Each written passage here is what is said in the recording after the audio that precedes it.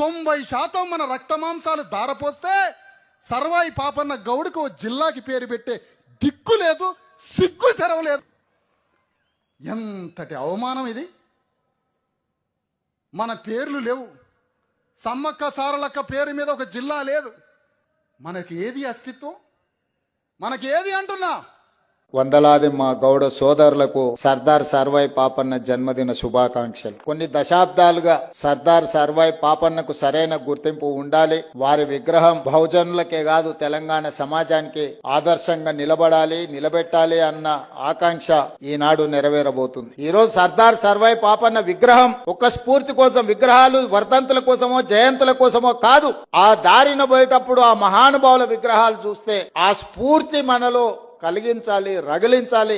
ఆ స్ఫూర్తితో రాణించడం కోసమే ఎక్కడో ట్యాంక్ బండ్ మీద ఆ పక్కన ఇంకొక దగ్గర ఏదో మా మిత్రుడు చెప్తే నేను చెప్పిన అక్కడ కాదు, ఇక్కడ పెట్టండి. వస్తా పోతా వారి స్ఫూర్తి మనకు ఉండాలి. ఎందుకంటే సచివాలయం తెలంగాణ రాష్ట్ర పరిపాలనకు గుండెకాయకు దగ్గరలో సర్దార్ సర్వాయి పాపన్న విగ్రహం ఉండాలి.